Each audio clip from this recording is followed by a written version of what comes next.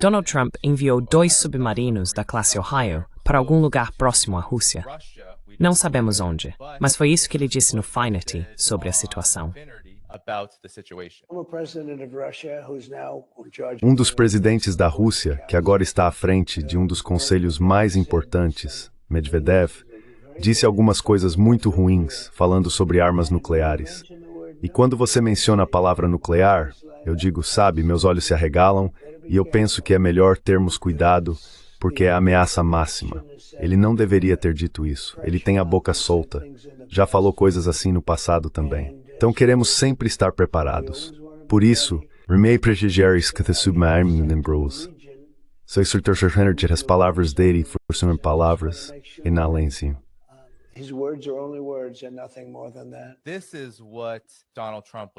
É sobre isso que Donald Trump estava falando, essa disputa com Dmitry Medvedev. Foi sobre isso que Medvedev escreveu.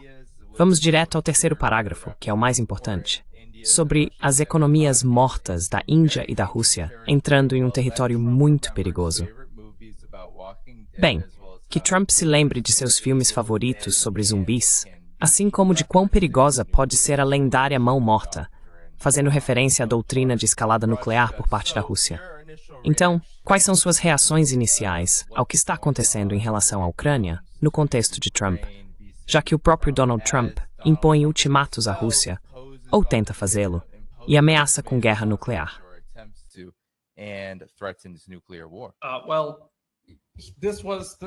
Bem, tudo isso tem a ver com a continuidade da agenda. Foi exatamente o que eu disse antes mesmo dele ser eleito presidente.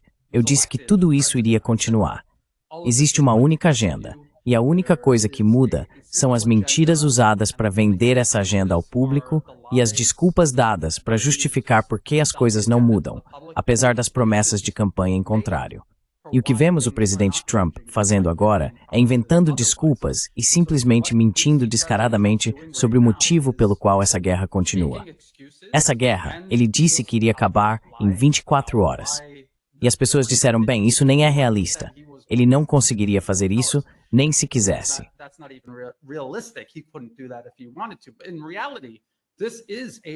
Mas na realidade, esta é uma guerra entre os Estados Unidos e a Rússia, sendo travada em e através da Ucrânia.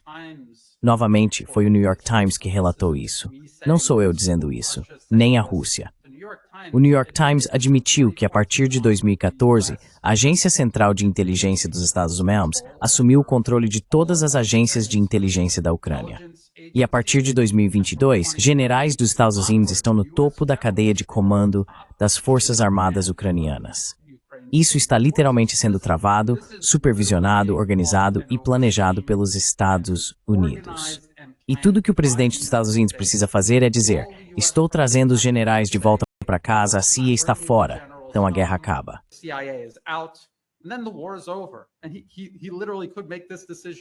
E ele literalmente poderia tomar essa decisão em um dia, e então tudo estaria resolvido.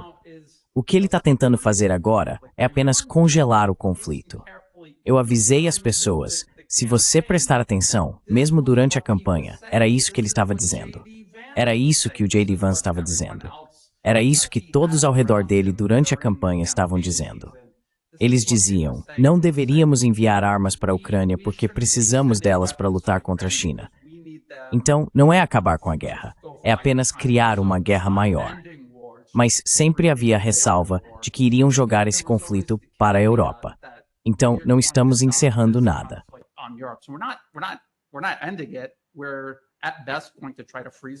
Na melhor das hipóteses, vamos tentar congelar a situação, porque estamos perdendo agora, como você mencionou antes, Dani.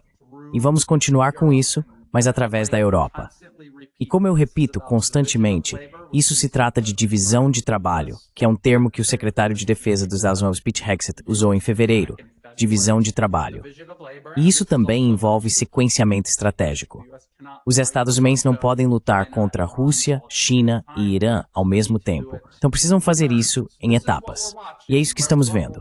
O que estamos vendo é a política de Biden sendo vendida sob os slogans de marketing MAGA, America First. É só isso. Sim, eu concordo totalmente com o Brian. Há uma continuidade muito clara na agenda. As pessoas acham que é caos ou consolidação, mas não, é claramente uma continuidade.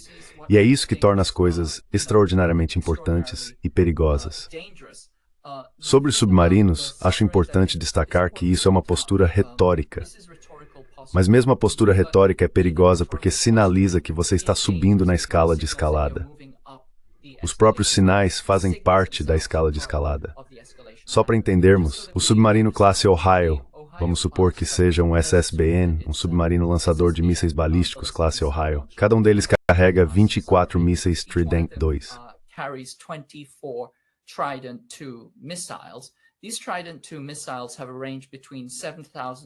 Esses mísseis Trident II têm um alcance entre 7.600 km e 12.000 km. Então, só o fato de Trump dizer "estou colocando eles mais perto", na verdade não significa muita coisa, porque eles foram projetados para lançar mísseis intercontinentais. Mas, novamente, o poder de fogo que eles têm é cada Trident, se você considerar que possui 24 mísseis, cada um carregando 8 ogivas de 475 quilotons. Então você está olhando para algo em torno de 91.000 quilotons que um único submarino pode lançar. Ou seja, o equivalente a 6.000 Hiroshimas. Se você tem 2 deles sendo sinalizados agora, isso equivale a 12.000 Hiroshimas.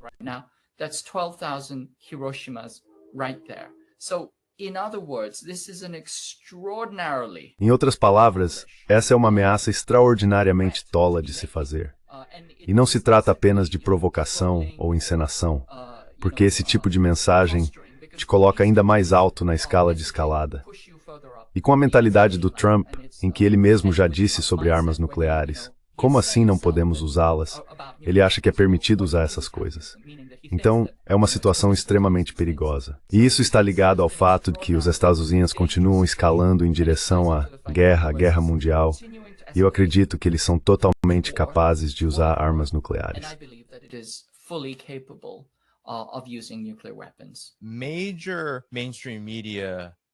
A grande mídia ocidental está muito satisfeita com a postura de Donald Trump em relação à Rússia neste momento. Por exemplo, aqui na Newsweek, Trump consertou a OTAN. Ele pode consertar. É sobre os preços de medicamentos prescritos.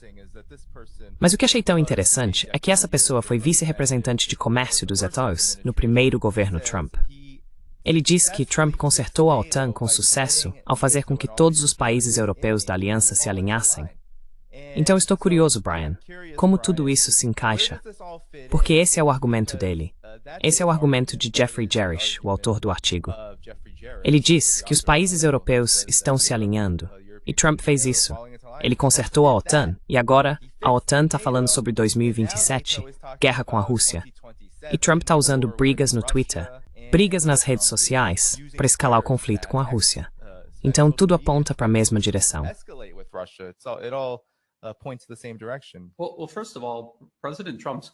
Bem, antes de tudo, os comentários do presidente Trump e seu anúncio de que está movendo esses submarinos, como o KJ apontou, são simplesmente absurdos. É pura encenação. Provavelmente isso nunca aconteceu antes. Esses submarinos, novamente como o KJ destacou, estão sempre ao alcance dos adversários designados pelos Estados Unidos.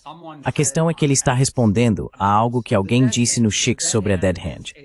A Dead Hand é um sistema ou método de retaliação a um ataque nuclear contra a Rússia. É sobre isso que a Rússia estava falando.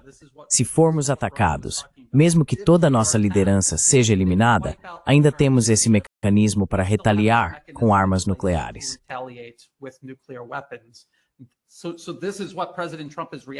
Então é a isso que o presidente Trump está reagindo. Algo que alguém disse em defesa contra o constante belicismo dos Estados Unidos em relação à Rússia. Agora, posso provar que o presidente Trump sempre teve a intenção de mentir para o povo americano desde o início sobre acabar com o conflito na Ucrânia. Porque ao mesmo tempo em que ele dizia constantemente que iria acabar com o conflito em 24 horas, ele também dizia: vou fazer a OTAN aumentar os gastos. Todo membro da OTAN vai gastar até 5% do seu PIB em questões militares para a OTAN. Por que a OTAN existe? A OTAN existe unicamente para confrontar, avançar sobre, cercar, conter e eventualmente absorver a Rússia.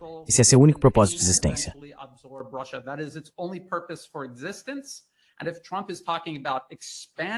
E se Trump está falando sobre expandir a OTAN, enquanto ao mesmo tempo afirma que vai acabar com essa guerra contra a Rússia, ele está te dizendo claramente que, na verdade, não vamos encerrar o conflito na Ucrânia. Estou te dizendo o que você quer ouvir. A agenda é continuar essa beligerância contra a Rússia, essa aproximação sobre a Rússia, o cerco e o isolamento da Rússia, e essa ameaça constante à Rússia, que obviamente a Rússia vai responder. Mesmo durante a campanha, ele já dizia que isso nunca iria acabar, só iria escalar. Se você está dizendo aos membros da OTAN que eles precisam gastar mais com a OTAN, é porque você precisa que a OTAN faça mais o quê? Mais confrontação com a Rússia.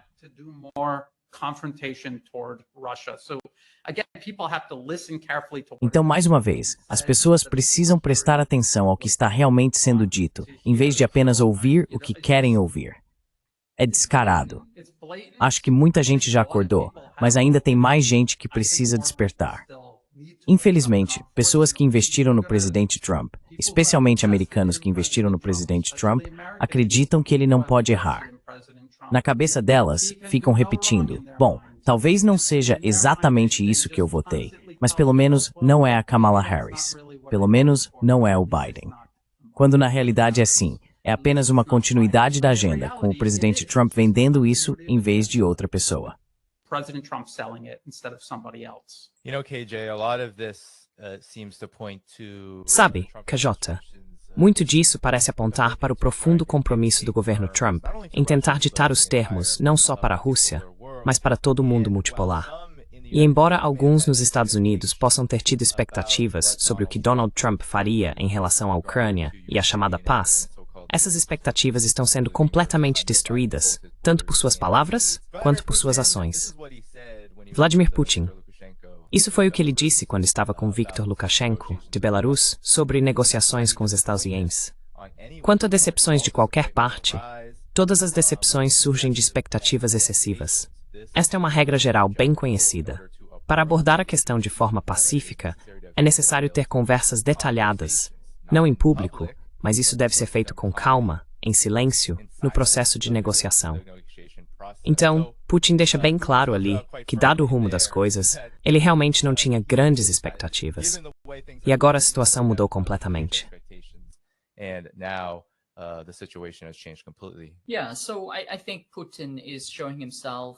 Sim, então eu acho que o Putin está se mostrando o estadista ponderado e habilidoso que é.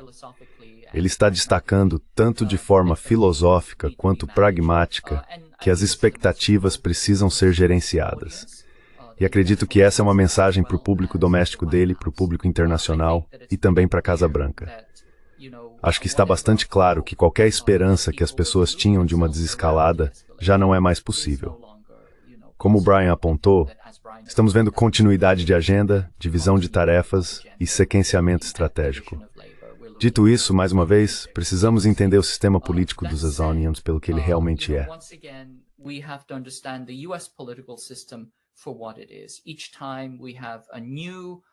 Cada vez que temos um novo presidente, ele chega dizendo e prometendo o impossível, e mais notavelmente, sempre prometendo acabar com as guerras.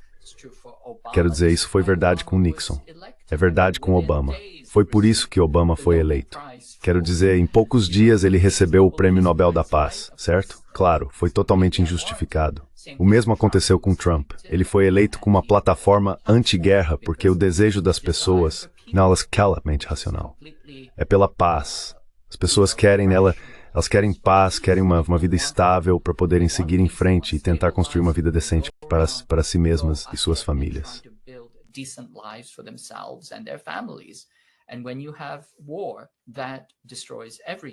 E quando você tem guerra, isso destrói tudo. E claro, temos a classe belicista que, pelo que posso perceber, parece determinada a promover a guerra, uma guerra global. E estamos diante dos 4 cavaleiros do capitalismo. Estamos vendo a desindustrialização, a financiarização, a perda de habilidades e as contradições internas que só podem ser resolvidas com a escalada para uma guerra cinética. Esse é o botão de reiniciar de um sistema falido. É o desfibrilador de parede que você usa quando a besta capitalista entra em parada cardíaca. Você aciona a máquina de guerra. E é disso que eu tenho muito, muito medo. E é para isso que tudo parece estar apontando.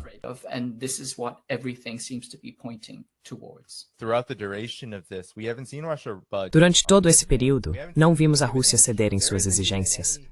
Não há nem sinal de normalização. Esqueça o próprio conflito. O que você acha da resposta da Rússia a tudo isso?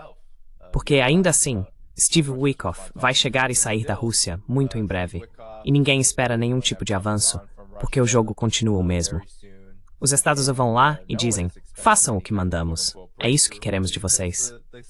Exatamente como você disse antes, Brian. Queremos um cessar-fogo. Queremos congelar a situação.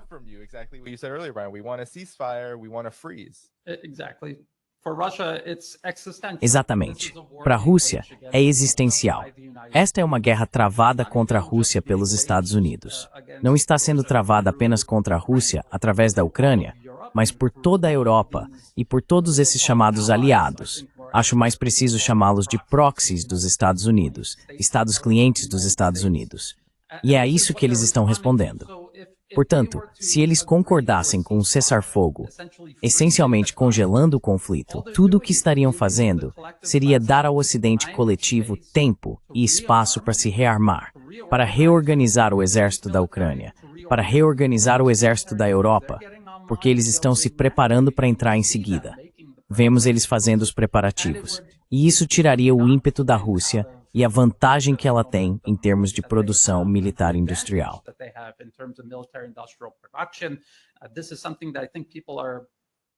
Isso é algo sobre o qual acho que as pessoas estão um pouco complacentes. Elas pensam que não há nenhuma possibilidade dos estadunidenses alcançarem. E de muitas maneiras é difícil para eles alcançarem, mas a cada ano eles trabalham um pouco mais nisso. E você não tem para sempre para lutar essa guerra. Então a Rússia precisa acabar com isso. Eles precisam encerrar nos próprios termos. Se o conflito for congelado, vai acabar como a Síria. Um conflito que todos achavam que estava inevitavelmente concluído, ou pelo menos em impasse, mas a favor da Síria e de seus aliados. Rússia, Irã, Hezbollah. Mas vimos como os Estados Unidos reorganizaram os proxies terroristas que estavam usando, como usaram nações como Turquia, Israel, Arábia Saudita, Catar, todas essas nações, para recalibrar seu apoio a esses terroristas. E quando surgiu a oportunidade, eles a aproveitaram.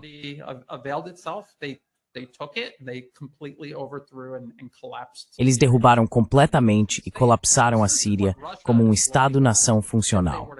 E é isso que a Rússia está considerando, caso capitule a essas exigências. O que os Estados Unidos estão fazendo agora? Eles não estão buscando a paz. Eles querem congelar a situação. Eles querem coagir a Rússia a aceitar um congelamento para que possam criar mais tarde as condições em que possam ter sucesso, onde atualmente estão fracassando. Se você olhar o mapa do terreno na Ucrânia, as forças russas acabaram de tomar Chasiv Yar. Elas estão às portas de Siversk e entraram em Kupiansk.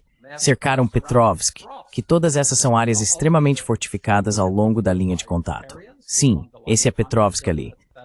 Há relatos de que forças russas estão operando em toda a cidade.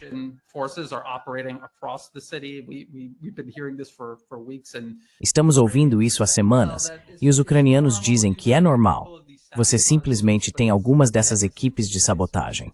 Mas isso está acontecendo todos os dias, então é mais do que só isso. A logística ficou complicada. E quando isso acontece, tudo começa a acelerar. É isso que a Rússia fez com todas essas grandes cidades.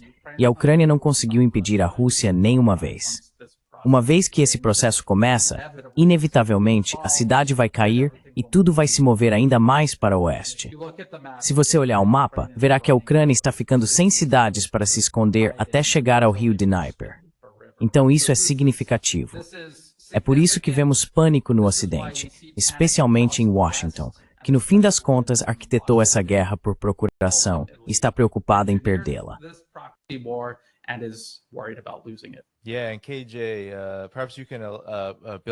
Sim. E KJ, talvez você possa desenvolver esse ponto. Porque enquanto Brian falava, houve conquistas significativas da Rússia no campo de batalha recentemente. Como ele mencionou, Pokrovsk está simplesmente um caos para a Ucrânia e para os Estados Unidos. Além disso, há a situação política da Ucrânia, que é muito instável. Há conversas sobre um possível cenário de mudança de regime interna acontecendo em um futuro muito próximo. Sabe, parece que os problemas só aumentam. E o próprio comportamento de Donald Trump mostra que, quando há uma situação desfavorável diante da máquina de guerra, ela tende a regredir para a média.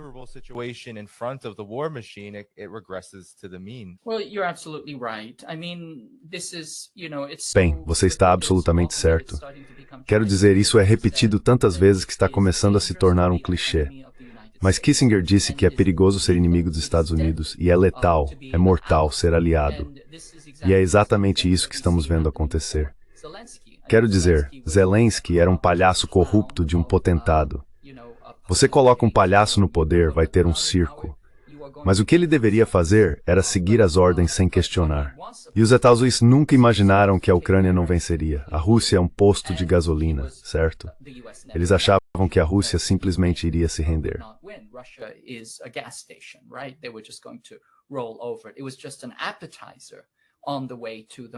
Foi apenas um aperitivo a caminho do prato principal, que era a China. E agora que ele está perdendo, querem se livrar dele, assim como se livraram de Jiang, assim como se livraram de Syngman Rhee, assim como se livraram de Park Chung-hee. Todos esses ditadores que os Estados Unidos colocam no poder, quando se tornam perdedores, e Trump odeia mais do que tudo um perdedor, assim que se tornam perdedores, passam a ser descartáveis e precisam ser substituídos. Sabemos que há pessoas esperando nos bastidores, e tudo isso sinaliza que os TOAS, o Ocidente, sabem que estão perdendo nos campos de batalha.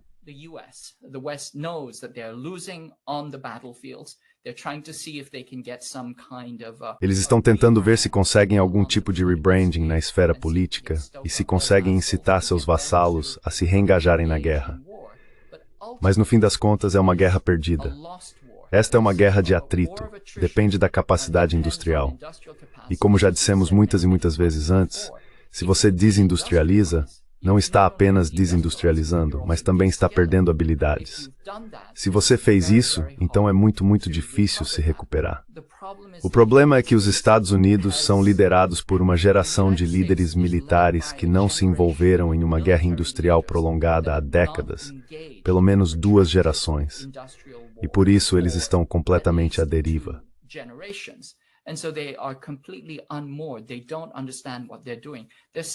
Eles não entendem o que estão fazendo. Eles ainda dependem da doutrina de guerra israelense, que surgiu após a guerra do Yom Kippur, que então serviu de base para a Air Land Battle dos Estados Unidos, que também é a base para a doutrina anti-China Air Sea Battle. E isso se baseia em ataques rápidos de decapitação. Não se trata de prolongamento ou guerra industrial. E eles simplesmente não são capazes de entender que a situação mudou. E mais uma vez, se isso acontecer, qual será o trunfo que eles vão buscar? Eles realmente têm capacidade de congelar a situação? Vão recorrer a ameaças nucleares? Bem, eles já estão fazendo isso.